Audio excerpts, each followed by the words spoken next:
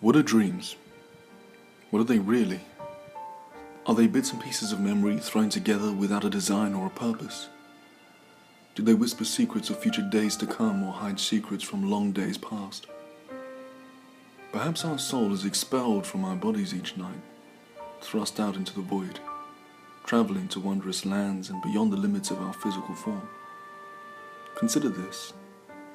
Is it possible that our dreams are more than mere nonsense, but premonitions of adventures not yet held? Honestly, I don't have any answer for you.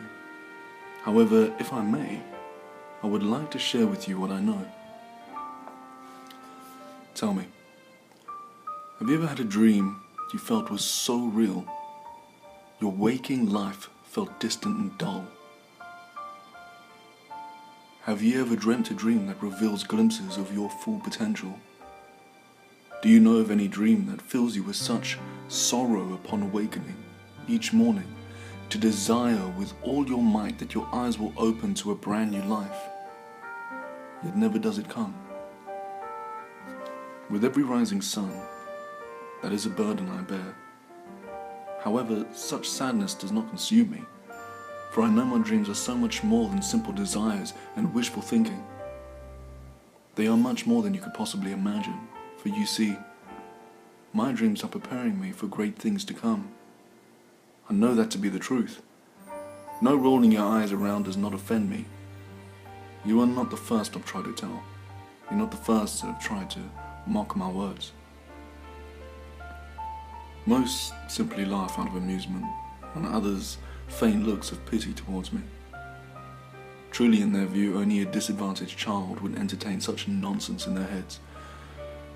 They are the ones to pity, for they are the only ones capable of seeing a land of make-believe, a fairy tale fabricated from the mind of a child, so sure of themselves that a child orphaned as an infant, who never knew the embrace of a mother's love or guidance of a father, could hold his head high.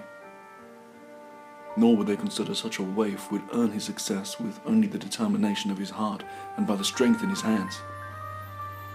Yet I hold no malice, for their conclusions are not without logic, albeit sadly short-sighted. It is all about to change, for tomorrow is the day when it will all be revealed. Tomorrow is my birthday, and when I'm gone, they would have no other choice but to admit they were wrong. Tomorrow is the day my dreams foretold. Before the sun sets, on your 5 and 10th year of life, you shall return with hope and salvation on your back, and light in your hands. By your blade, you will rid the land of the worm. That is what I see every night when I surrender to sleep. Close your eyes and take my hand, and let me tell you about my dreams. In my dreams, there's a realm so close to your own that only the width of a hair separates the two, existing side by side, together and unaware of one another. Yet they are so far apart that traveling the distance would take 1,000 years. It is a medieval realm where science and magic live next to each other as beloved friends. Machines and technology, sorcery and magic, they coexist side by side as one. No difference comes to mind in matters of wizarding and engineering, sorcerers and teachers, or even a healer or a doctor. This realm is ruled by 6 great nations, each under a king and queen of virtuous heart and noble blood. Castles and villages, farms and towns pepper the land. All live simplistic lives with a hint of technologies, both natural and mystical. In my dreams, I see a beautiful dome temple made from ivory white stone. The temple is the home to 6 sacred weapons made of enchanted steel, one given to each nation by a goddess. She offered these weapons in preparation for the day foretold, the day of the worm. The weapons are wielded by a warrior from each nation, each personally chosen by the goddess herself. But in the center of the temple, in the most revered spot, sits the 7th altar. Upon this altar rests the armor and weapons of the 7th son of a 7th son. Under the darkness of an eclipse of 3 moons, a child's bloodline emerge from the joining of a mortal and a god. The child's spirit will unite with realms in our darkest hour. The weapons are enchanted steel of silver and blue, and my armor is impossibly light. My gauntlet is for my right hand and serves as my shield. It houses a disc that 3 blades emerge from with a snap. When flung, it obeys my will and lays waste to all of my foes. It then finally returns to my hand without fail every time.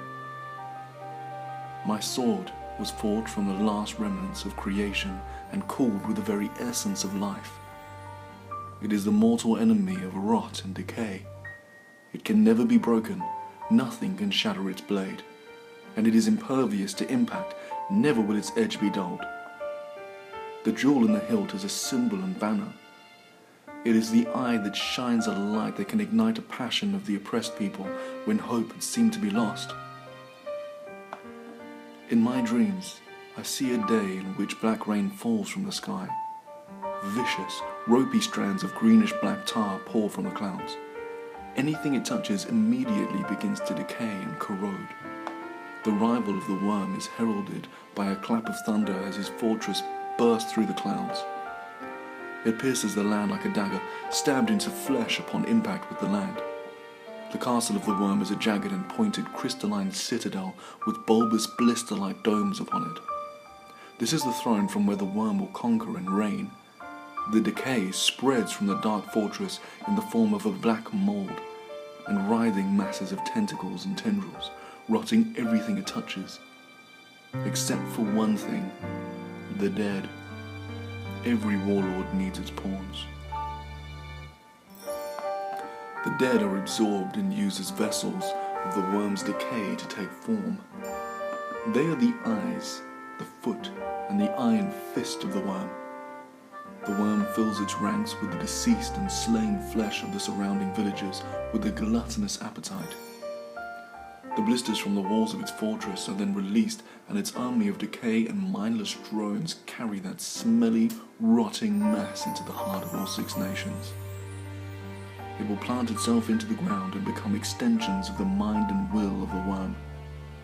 From here it will wage war against every man, woman, and child. It will fight with the decomposing faces of their neighbors, friends, brothers, and sisters. In my dreams, I see the goddess blessing the 6 kings from each of the nations before spiriting away the 7th set of armor and weapons from the walls of the vulnerable temple. She hides the items in a place far from the worm's reach, where they will wait unclaimed by the child foretold to come.